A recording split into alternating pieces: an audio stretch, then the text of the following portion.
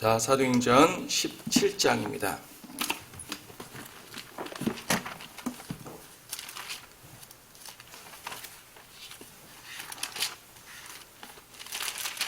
예, 계속 2차 전도여행이 진행 중입니다. 2차 전도여행이 진행 중이고, 여기 이제 지도를 보게 되면은,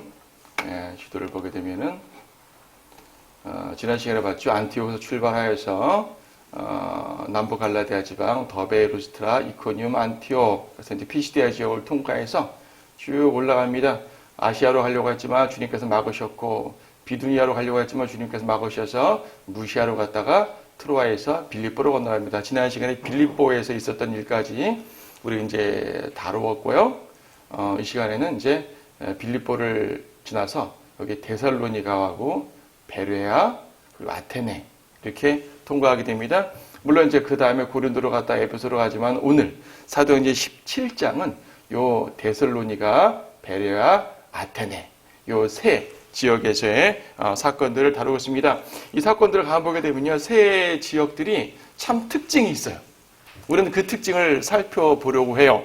오늘 그 성경 공부의 제목을 박해와 열매라는 제목을 붙였는데 왜 갑자기 박해와 열매인 것인가? 한번 쭉 각각의 지역에서 있게 되는 성도들의 박해, 또 그 사람들의 반응, 그리고 어떤 열매를 맺었는지를 비교해 보게 되면은 왜 이런 제목이 붙었는지 알게 될 것입니다. 자, 하나씩 보도록 하겠습니다. 지도는 열어놓을 테니까 수시로 참조하시고요. 그 암피폴리와 아폴로니아를 경유하며 데살로니가에 오니, 그러니까 암피폴리, 아폴로니아는 그냥 조금만 그냥 거쳐 지나간 거예요.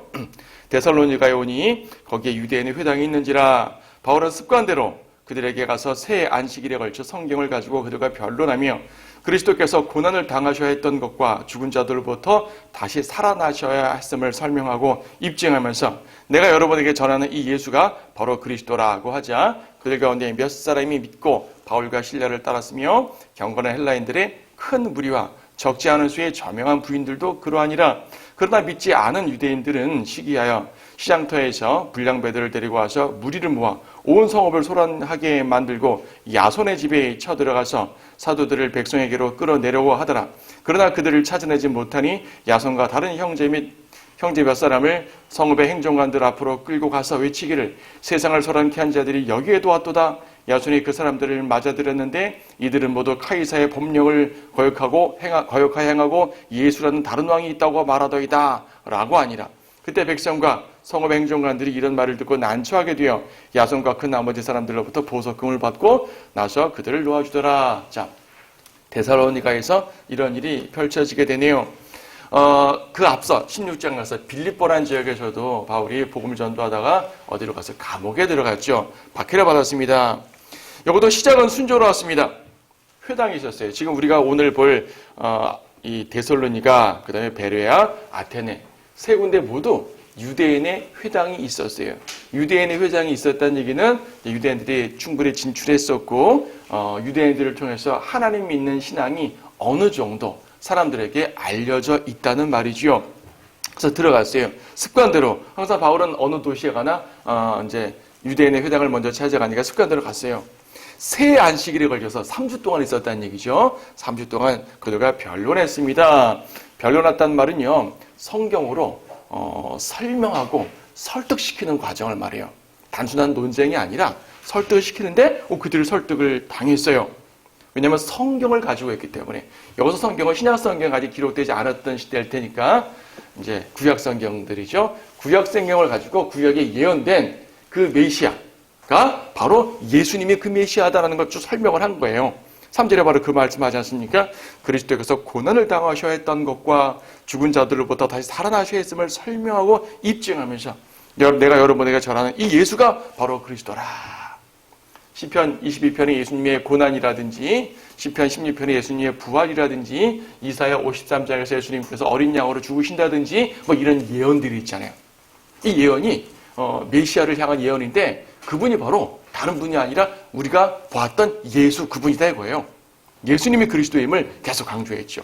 그랬더니 4절에서 어떻게 됐어요? 그들 가운데 몇 사람이 믿었어요. 이 그들 가운데라는 얘기 지금 회당이잖아요. 회당 유대인입니다. 유대인 가운데 회당 유대인 가운데 몇 사람이 믿었다는 얘기예요. 유대인들 중에 얼마가 믿었습니다. 그리고 경건한 헬라인들의 큰 무리와 적지 않은 수의 저명한 부인들이라고 말하는데 앞에서도 설명한 바가 있어요.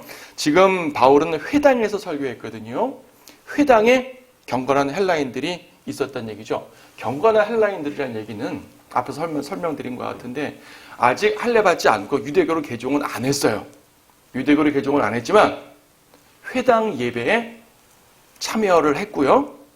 그래서 하나님의 말씀에 대해서 어느 정도 감각도 있고 또 하나님을 경배하고 하나님을 두려워하고 경외하는 그런 사람들입니다. 하지만 아직 유대인의 율법에 자신을 매기에는 아직은 이제 거기까지는 가지 않은 거죠. 그래서 유대교의 호의적인 사람들, 하나님 말씀에 대해서 어느 정도 아는 사람들, 그런 사람들을 경건한 헬라인이라고 표현을 합니다.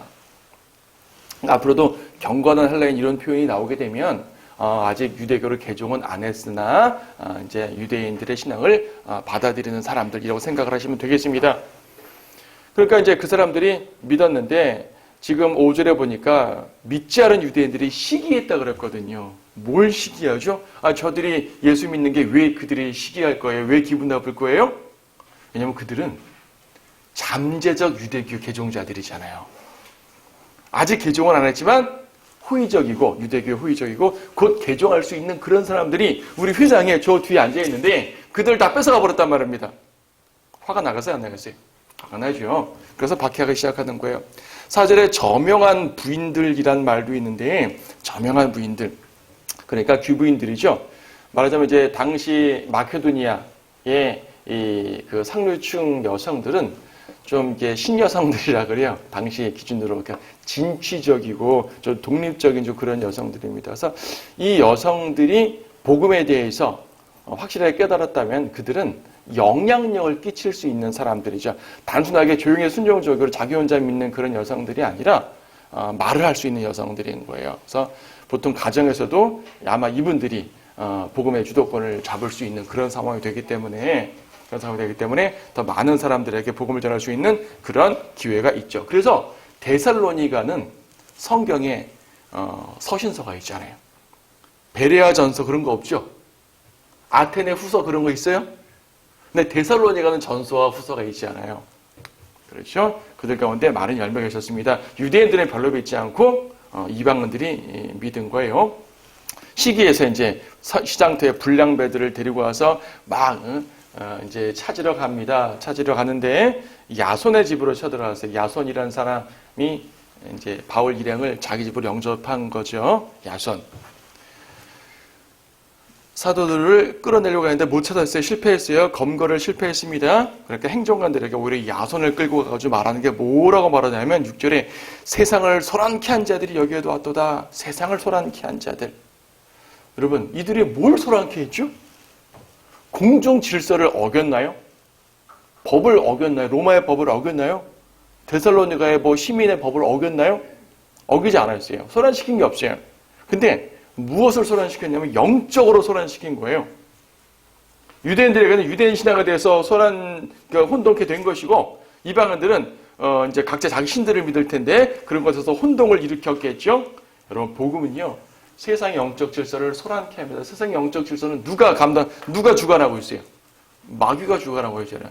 마귀가 나름대로 안정적으로 딱 유지하고 있는데 거기다 돌을 탁 던져가지고 소란케 하고 파도를 일으키는 사람들입니다. 여러분, 그리스도인들은요 세상이 소란케 할 줄 알아야 돼요. 세상을. 하지만 세상의 정치, 사회, 문화를 소란케 하지 마시고 세상의 어떤 법령인 질서를 소란케 하지 마시고 복음으로 세상의 영적 질서를 소란케 하셔야 돼요. 그래야지 하나님의 뜻이 이루어지게 됩니다. 카이사 법령을 거역했다 말하는데 당연히 거짓말이고요. 이들은 법을 어긴 적이 없습니다. 오히려 예수라는 다른 왕이 있다고 말하더라. 이거는 사실상 맞는 말이죠. 바울은 예수라는 다른 왕이 있다고 말했을 거예요. 하지만 바울이 말하는 예수님이라는 왕은 영적 왕이죠. 영적 왕. 물론 예수님은 재림 때 실제적 왕으로 오시겠지만 지금 현재는 영적인 왕입니다. 예수님이 죽으신 죄목이기도 합니다. 여러분, 요한복음 18장 33절에 보게 되면 요한복음 13장은 이제 예수님께서 신문을 받는 장면인데 18장 33절 그때 빌라도가 다시 재판정으로 들어가서 예수를 불러 그에게 말하기를 내가 유대인의 왕이냐? 내가 유대인의 왕이냐? 라고 말합니다. 예수님께서 말씀하셨죠. 36절에서 나의 왕국은 이 세상에 속한 것이 아니니라. 만일 나의 왕국이 이 세상에 속한 것이라면 내 부하들이 싸워서 나를 유대인들에게 넘어가지 않게 하였을 것이라. 그러나 지금은 나의 왕국이 여기에 속한 것이 아니니라. 나중에 주님의 왕국이 이 세상을 통치하기도 하겠지만 아직은 교회 시대 지금은 아니라고요. 카이사가 아니라 그 누가 세상의 왕이라 해도 나는 그들의 왕권을 뒤엎을 이유가 없다 그 말입니다. 그들은 그들 왕하라 이거예요. 나는 영적 왕이 되겠다 그 말씀이거든요.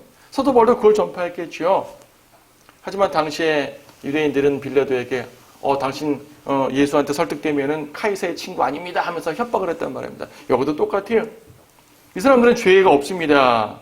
그런데 사람들이 8절 다시 사도행전 17장이요. 8절에 성읍의 행정관들에게 다른 왕을 전파하는 사람들이라고 하니까 그들은 이제 행정 체계에 있는 사람들이니까 동요될 수밖에 없겠죠. 당시 그리스도인들의 죄목이 그거였습니다. 카이사냐 예수냐 선택해라. 물론 그리스도인들은 카이사가 아니라 예수님을 선택합니다. 큐리오스라 그러죠. 헬라어로 주님, 주란 말이에요. 카이사냐 주님이냐. 거기에 선택을 강요받았습니다. 그리스도인들은 모두 말했어요. 나는 예수님이 나의 주님이십니다. 하지만 카이사도 역시 나의 주님입니다. 이렇게 고백했어요. 그렇다고 이 그리스도인들이 두 주인을 섬긴다는 말은 아니고 국가적으로는 카이사가 내 왕이고요. 그렇죠? 영적으로는 그리스도가 내 왕입니다. 라고 그들은 고백했지만 로마인들에게는 먹혀들지 않았죠. 이것이 박해를 받았던 여러 이유들 중에 하나입니다. 어쨌든 데살로니가 교회는요 신실한 교회죠. 신실한 교회였고 이렇게 믿지 않는 유대인들이 박해를 했지만 구원받은 성도들은 더 불어나서요. 데살로니가 전서 후서를 보게 되면 거기에는요 기본적인 진리가 풍성히 있고요. 부활과 재림에 대한 휴거에 대한 그 아주 중요한 본문까지 쭉 있지 않습니까? 그 성도들이 목숨을 잃고 여러 가지 고난을 받아도 주님을 버리지 않는 그런 훌륭한 신앙들의 소유자였다는 것을 볼 수가 있어요. 자, 베레아로 갑니다.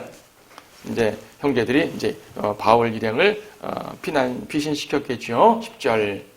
그러자 형제들이 즉시 바울과 실라를 밤에 베레아로 보내니 그들이 거기에 도착하여 유대인의 회당 안으로 들어가니라. 자, 또 회당으로 들어갔습니다.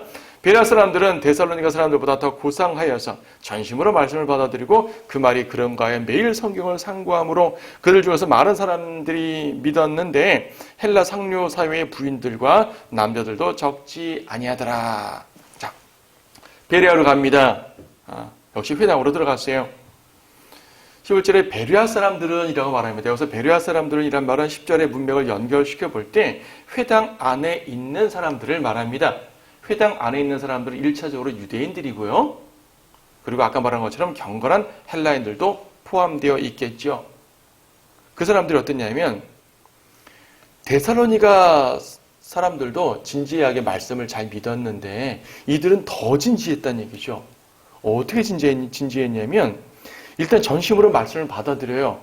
회당에서 바울이 구약성경을 쫙 펼쳐가면서 이 말씀이 이래서 예수님에게 적용됩니다. 이 말씀이 이래서 예수님에게 적용됩니다. 쭉 설명할 때 그 말씀을 진심으로 받아들이고 정말 그래? 바울이 그냥 자기 말하는 거 아니야? 자기 이론 강론하는 거 아니야? 정말 성경에 그렇게 기록되어 있어? 성경을 찾아봤다는 얘기예요. 여러분 아무리 강단에서 목사님들이 설교를 잘하고 멋지게 하더라도요. 여러분 그 멋진 말투에 말투에 따라가지 마시고 그 말이 그런가 하여 성경을 찾아볼 수 있는 믿음이 중요한 겁니다.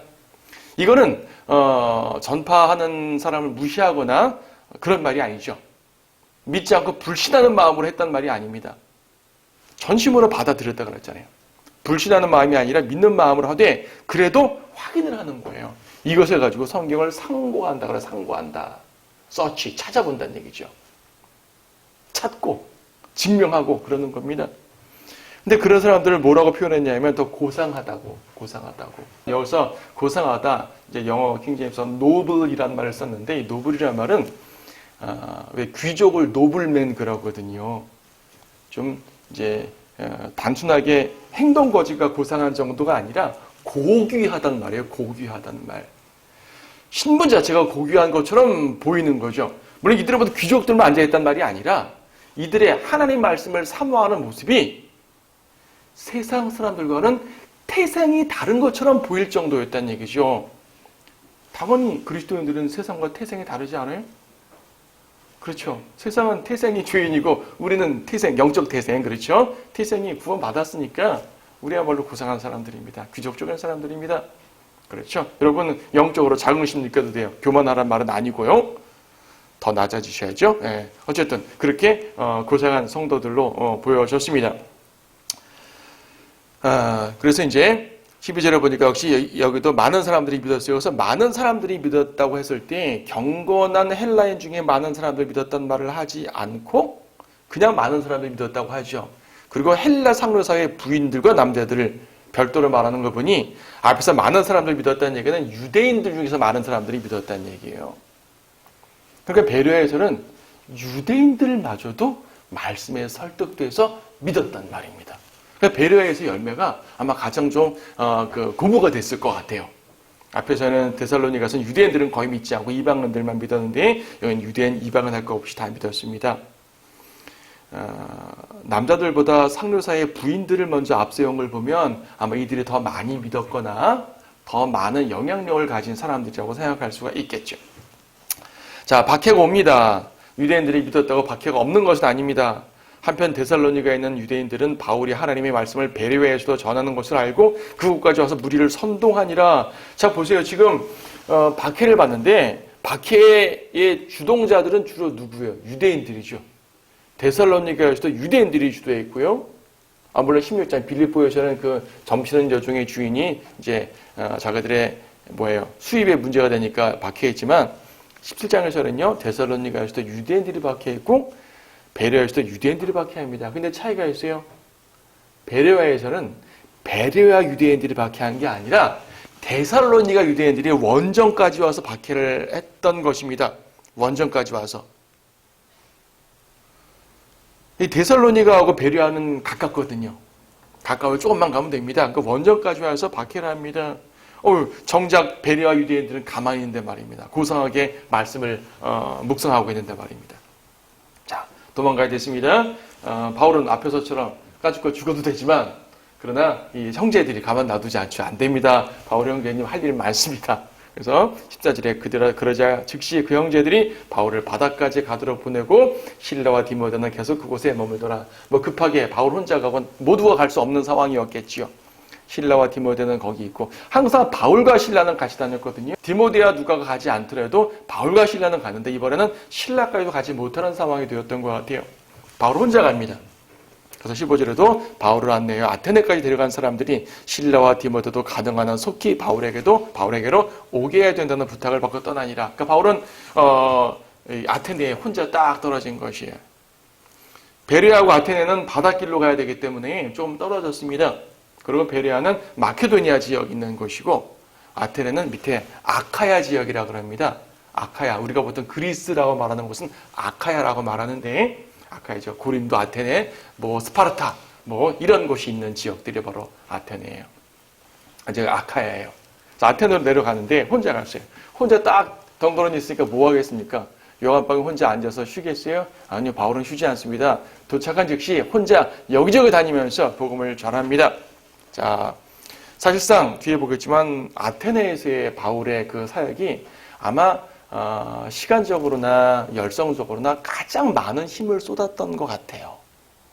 그리고 사도행전 11장에서도 가장 많은 부분을 할애하고 바울의 설교 내용을 자세히 제시하고요. 꽤 많은 공을 들인 곳입니다. 그런데 결과가 어땠는지를 뒤에서 또 봅시다. 자, 16절부터 그 후 바울이 아테네에서 그들을 기다리고 있는 동안 그 성읍이 전부 우상에게 바쳐진 것을 보고 그의 영이 그 안에서 몹시 괴로워하더라. 그리하여 그가 회당에서는 유대인과 경건한 사람들과 시장터에서는 날마다 그가 만난 사람들과 토론하더라. 에피쿠로스 아파와 스토아 아파의 어떤 철학자들이 그를 만나니 몇몇 사람들은 말하기를 이 말쟁이가 무슨 말을 하고자 하는가 하기도 하고, 또 다른 몇몇 사람들은 그가 이방신들을 절하는 자 같다 라고도 하니 이는 그가 예수와 부활을 그들에게 전파하였기 때문이라. 그들이 그를 붙들어 아레오파고로 데리고 와서 말하기를 내가 말하는 이 새로운 교리가 어떤 것인지 알려주겠느냐. 자, 바울이 아테네에서 복음을 전합니다. 복음을 전하고 아테네의 중심부에 딱 와서 주변을 보니까요, 아테네는 여러분이 아는 아테네, 바로 그 아테네입니다. 여러분이 역사와 문화, 지리 혹은 이렇게 사진, 다큐멘터리 같은 모든 영상에서 보는 그 아테네예요. 이 아테네가 어떻게 했습니까? 아테네 하면 딱 떠오르는 게 여러분 뭡니까? 신상이죠. 저 언덕 위에 파르테논 신전이 있고 신상들이 있고 하는 것이 이제 아테네의 모습인데, 아테네는 고대 그리스 신화와 고대 그리스 문명과 그리스 상업과 그리스 민주주의, 철학, 이 모든 것들의 중심지다 보니까 거기에는 조각품들이 엄청 많았습니다. 아니, 에베소도 있고요. 어디요? 저기 데살로니가도 신상이 있었을 것이고요. 베레아에도 신상이 있었을 것이에요. 어쨌든 그리스 사회니까 다 있어요. 그런데 다른 데서는 이 우상 때문에 바울의 영이 괴로웠다는 말을 하지 않는데요. 아테네는 것이 얼마나 심했는지 영이 괴로울 정도인 것을 이제 보게 됩니다. 몹시 괴로워했다 말합니다. 17절에서는 지금 바울은요, 회당에서도 설교했고요, 시장터에서도 설교했어요. 회당이라는 얘기가 여기도 회당이 있으니까 회당에 들어갔고요. 회당에 가서 유대인과 경건한 사람들, 즉 이방인들 이제 설교했고요. 근데 이 데살로니가와 베레아에서는 다른 데서도 전도를 하셨겠지만 회당에서의 사건만 말합니다. 근데 여기서는 회당은 어쨌든 안식일에 일주일에 한 번 가는 곳이니까 나머지 시간도 혼자 버릴 수 없어서 계속 다니면서 전도를 하는 거예요. 그렇죠. 그러니까 다른 곳에서는 회당 예배는 안식일마다 열렸어도 그 가운데 믿는 사람들을 평일날 가서 가르칠 수 있잖아요. 여기서는 믿는 사람이 아무도 없으니까 평일날 여기저기 다니면서 복음을 전합니다. 시장터라고 말하는 거, 여러분 그 어떤 그리스의 아고라라고 그러죠. 아고라. 그 아고라가 바로 이 시장터를 말해요. 아고라에는 시장만 있는 건 물론 아니고 광장도 있고, 하여튼 이 그리스인들이 남자들이 모여서 맨날 토론하고 회의하고 이것저것 하는 그들의 일상의 중심지가, 일터의 중심지가 바로 아고라. 네, 이제 그 번듯한 시장터도 그 안에 있는 거죠. 상업의 중심지니까 거기 가서 만나는 사람들과 토론했다 그래요. 날마다 닥치는 대로 사람들에게 전한 겁니다. 전하고 예수님에 대해서 말하다 보니까 토론이 일어났겠죠. 그냥 딱 선포하고 가는 것이 아니에요. 그들과 대화를 하니까 토론이 일어난 겁니다. 자, 토론. 우상에게 바쳐진 성업입니다. 세상에서는 문화의 중심지라고 하지만 하나님 말씀은 영적으로 무지한 곳, 타락한 곳, 사탄의 도시라고 표현을 하는 겁니다. 자, 여기 교재에 비교를 해놨어요. 세 도시에서의 사역을 비교해놨어요. 아테네에서의 열심을 다 우리가 보는데 몇 개 비교해 보게 되면 데살로니가에서는 말씀드렸던 것처럼 안식일의 회당에서, 베레아도 안식일의 회당에서란 말했지만 아테네는 회당 플러스 날마다 시장터에서 전도했습니다. 회당 유대인의 반응은 어땠습니까? 데살로니가에서는 회당 유대인들은 극소수, 소수만 믿었고요. 대다수는 거절하고 박해까지 했네요. 베레아에서는 유대인들도 성경을 상고했습니다. 좋은 본을 남겼죠. 아테네에서는요, 회당 사람들이 어떻게 반응했다는 말이 없어요. 뒤에 아무리 봐도 없어요. 회당 유대인들 반응 없습니다. 오히려 논쟁만 합니다. 반응이 없다는 얘기는요, 박해도 없다는 얘기죠. 박해가 없으니 편했을지 모르지만 박해도 없고요, 믿지도 않습니다. 그야말로 아무것도 없는 그냥 맹숭맹숭한 신앙을 가진 사람들이 있던 것입니다. 그럼 회당에 있는 헬라인들은 어땠습니까? 회당에 경건한 사람들. 데살로니가에서는 유대인들은 믿지 않았지만 회당에 있는 경건한 헬라인들은 다수 믿었어요. 베레아에서도 마찬가지입니다. 아테네에서는 유대인뿐 아니라 경건한 헬라인들도 반응이 없어요. 아테네에서의 그 영적 상황, 그렇죠? 전부 우선에게 바쳐졌던 그러한 문화의 중심지, 그 모습이, 그 영적 상태가 회당에 있는 유대인과 경건한 이방인들에게도 미친 듯합니다. 그러니까 거기 있는 경건한 이방인들은 유대 종교가 좀 나아. 그리스 신화보다 좀 나니까 나 이게 더 낫겠어. 이런 종교적인 비교로 앉아있던 사람들 같아요. 진정한 신앙이라 보다는. 자, 시장터에서 오히려 시장터에서 토론하는 사람들에게서 반응이 나타나게 됩니다. 회당에서는 반응 없고 시장터에서 아고라에서 반응을 갖게 되는데 철학자들이 나오죠. 여기 에피쿠로스 아파, 스토아 아파, 여러분 학교 다니실 때 좀 들어보셨던 그 이름들일 수가 있어요. 뭐 이 사람들을 뭐 다 설명할 건 없고요. 에피쿠로스 학파라는 사람들은 이 두 학파는 사실상 라이벌 관계예요. 당시에 라이벌 관계고 이제 이 에피쿠로스 학파는 개인의 쾌락을 중시하고요. 행복이 인생의 최대 목적인 거예요. 행복하지 않으면 인생을 잘 사는 게 아닌 거예요. 이 사람들은 행복을 위해서만 사는 사람들입니다. 스토아파는 행복도 중요하지만 그래도 인간은 도덕적 의무감이 필요하다 이거예요. 도덕적 의무감을 강조하고 뭐 이런 사람들입니다. 좀 달라요. 뭐 이걸 다 설명할 수 없겠지만 중요한 건 바울에게 어디 한번 네 말이 흥미롭다. 말 한번 해보라. 하고 반응을 보였습니다. 세상 철학자들이 반응을 보여주지 바울이 어떻게 했습니까? 오케이, 기회를 잡아서 그들에게 복음을 전합니다.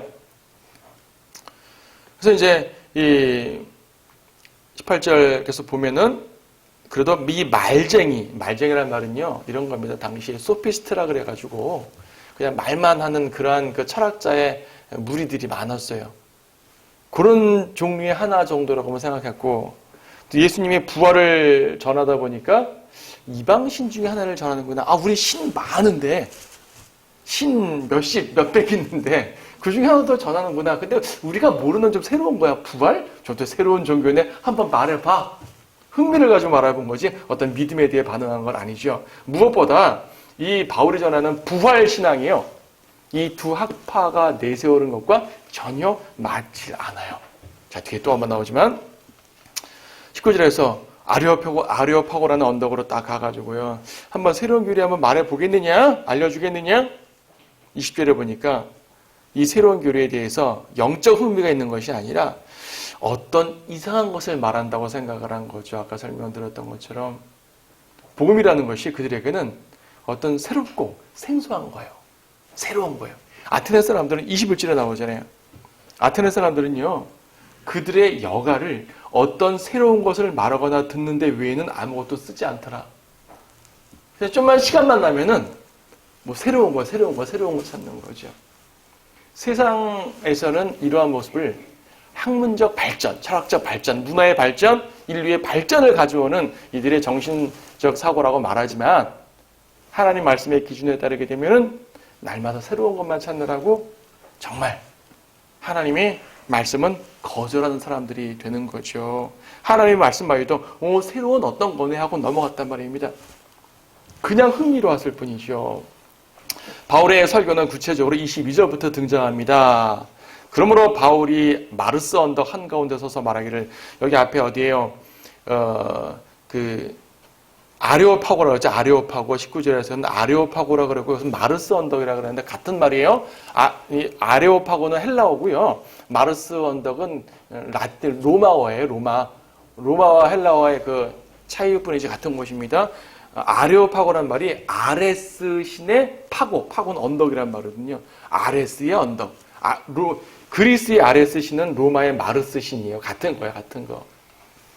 왜 이렇게 킹제임스 성경이 굳이 다른 성경은 그냥 여기도 아레오파고로 써있거든요. 굳이 킹제임스 성경이 마르스 언덕이라고 강조한 이유는 뭐냐면 이건 마르스 언덕이라는 장소에서 설교한 거라고 이제 분명히 말해주는 건데 많은 학자들은 아레오파고라는 곳이 어떤 장소보다도 어떤 모임 자체, 어떤 공회라고 생각을 하는 것입니다. 바울이 공회에 가서 설교했다가 아니고요. 마르스 언덕에 올라가서 이제 아레오파고라는 장소에서 거리 설교한 거예요. 거기 이제 언덕이니까 약간 단상처럼 높게 있겠죠. 자, 아테네 사람들이여 내가 보니 너희는 매사에 너무나 미신적이니라. 세상의 찬란한 문화를 바울은 한마디로 묘사합니다. 미신이다. 그렇죠? 여러분 그리스 신화, 그리스 철학, 세상에서 위대하다 말하잖아요. 바로 그리스 철학, 그리스 신화가 오늘날 유럽의 모체가 되었고 바로 세계사의 모체가 되었고 오늘 전 세계에 영향을 주었다. 성경은 미신적. 하나님의 이 선포는 분명합니다. 미신적입니다. 지나다니다가 너희가 섬기는 대상을 보았는데 알지 못하는 신에게라고 새겨놓은 제단도 있었노라. 알지 못하는 신. 얼마나 신이 많기에 더 이상 신의 이름을 모르는 그냥 unknown God, 알지 못하는 신을 딱 적어놓은 거예요. 바울이 보니까 한심하죠. 도대체 이 사람들은 뭘 알기 원하고 뭘 모르고 얼마나 모르기 때문에 얼마나 알려고 하고 제 말을 좀 왔다 갔다 하죠. 그리스 철학이 원래 그렇다는 얘기죠. 소크라테스가 너 자신을 알라 그랬단 말 아니에요. 무지하다 그 말이죠. 자기가 무지하다는 걸 알았으면 성경을 통해 알면 되는데 계속 무지만 가는 것입니다. 알지 못하는 신에게 우린 여전히 무지합니다. 알지 못하는 신이요. 그렇게 되는 거죠. 바울이 한심하죠. 근데 바울은요. 어쨌든 이러한 상황을 통해서도 설교거리를 찾아내는 거예요. 설교거리. 그러니까 알지 못하는 신이 참으로 어리석은 그들의 행태지만 바울에게는 중요한 설교의 소재가 되었죠. 이걸 통해서 무엇을 말하냐면 창조주 하나님을 거절하는 죄인들의 어리석음을 이제 책망합니다. 자, 24절. 세상과 그 안에 있는 만물을 지으시는 하나님은 하늘과 땅에 주시니 그분은 사람의 손으로 만든 성전들에는 계시지 아니하시며 또한 무슨 필요한 것이 있는 것처럼 사람의 손으로 섬김을 받아야 되는 것도 아니시니 이는 그분이 만민에게 생명과 호흡과 만물을 주십니다. 또 하나님께서는 인류의 모든 족속을 한 피로 만드시어 온 지면에 살게 하시고 미리 계획하신 시기와 그들이 거주하는 경계를 정하셨으니 이는 주를 찾게 함이라. 잘 보세요. 무엇을 말씀했습니까?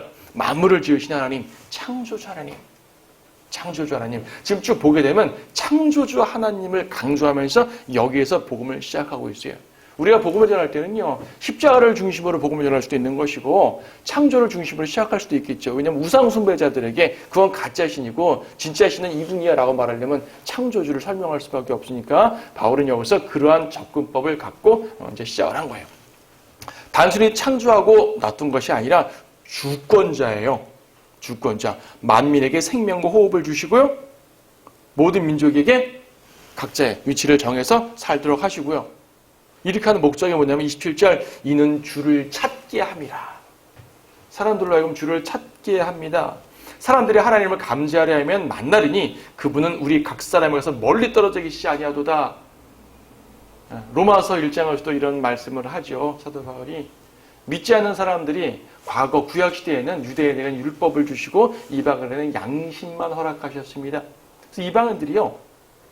하나님을 모르는 이방인들이 우상숭배했다고 우상숭배했다는 이유만으로 멸망시키지 않아요. 구약에서는 구약시대에 이방인들은 우상숭배했다는 이유만으로 멸망시키는 거 아니라고요. 유대인들은 우상숭배했다는 이유만으로 죽이는데 왜냐하면 하나님의 언약의 백성이니까.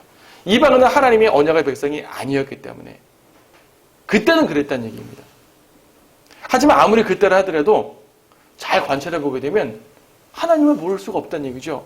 그러니까 구약에 계시된 여호와 하나님, 그 인격적 하나님을 모른다 하더라도 적어도 그 아테나 신이 가짜고 제우스가 가짜고 이 정도는 알고요.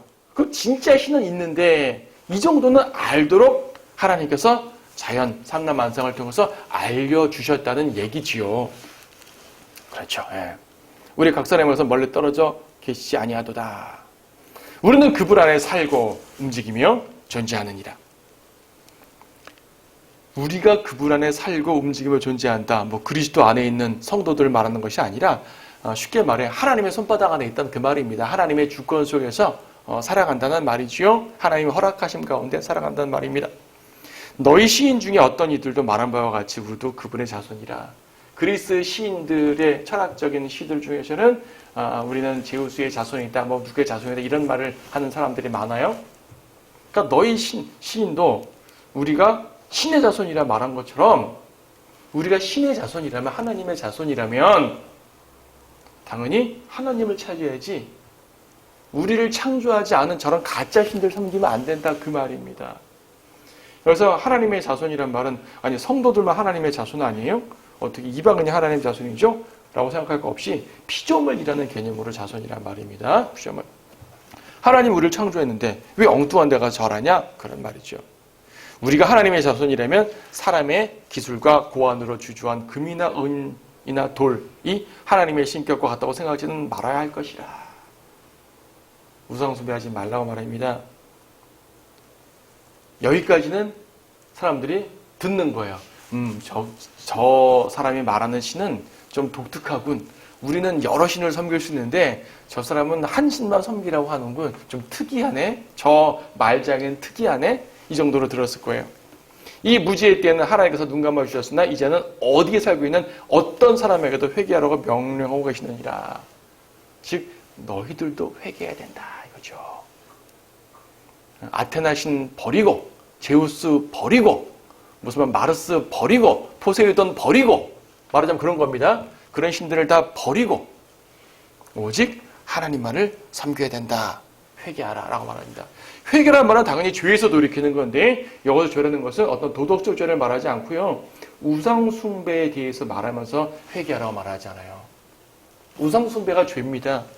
구약에서 이방인들에게는 우상숭배에 대해서 큰 죄를 묻지 않으셨는데 여기서는 묻는 거예요. 이제는 왜? 십자가 이후거든요. 십자가 이후. 사람들이 가끔 질문합니다.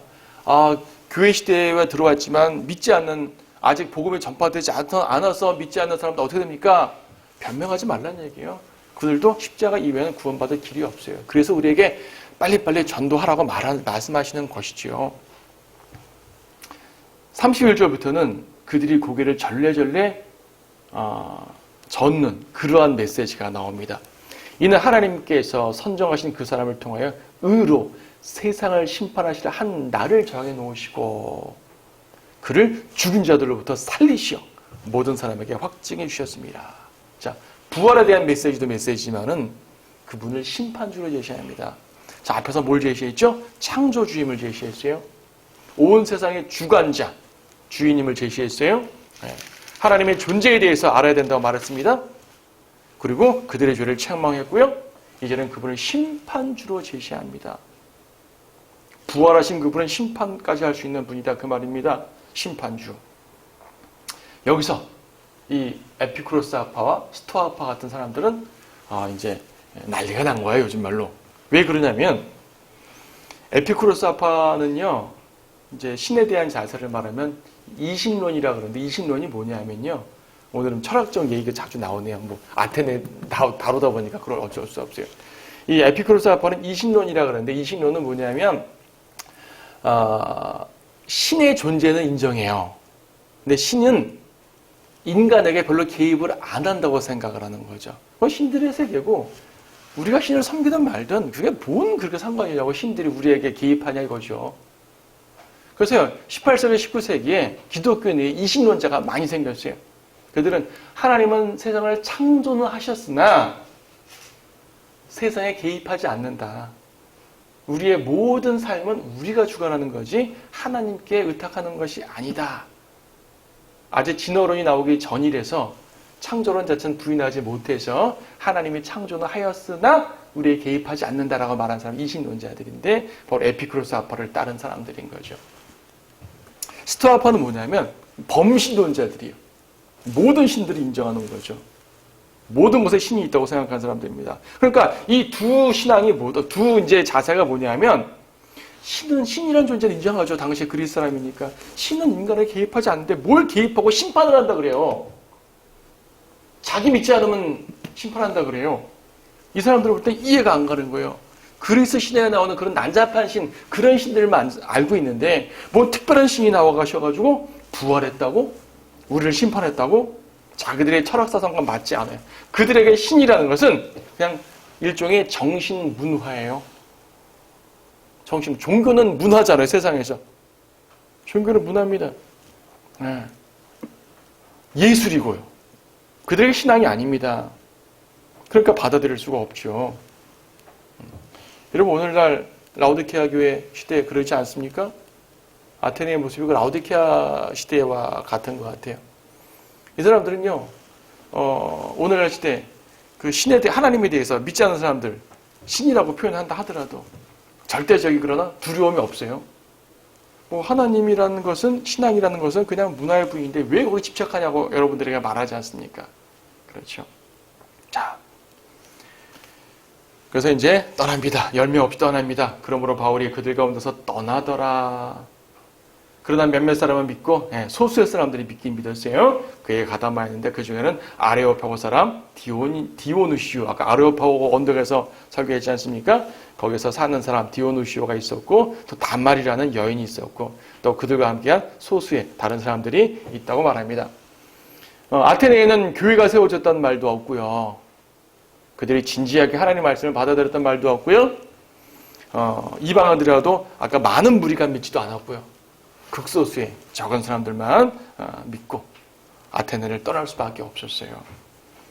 아테네는 죄도 인정하지 않고 종교는 문화일 뿐이요 죄도 인정하지 않고요 인간의 중심이 되는 그런 시대, 오늘날 마지막 시대 같은 모습, 그렇죠? 바울은 열심히 전파했으나 열매가 거의 없는 그런 안타까운 상황에 이르게 되었습니다.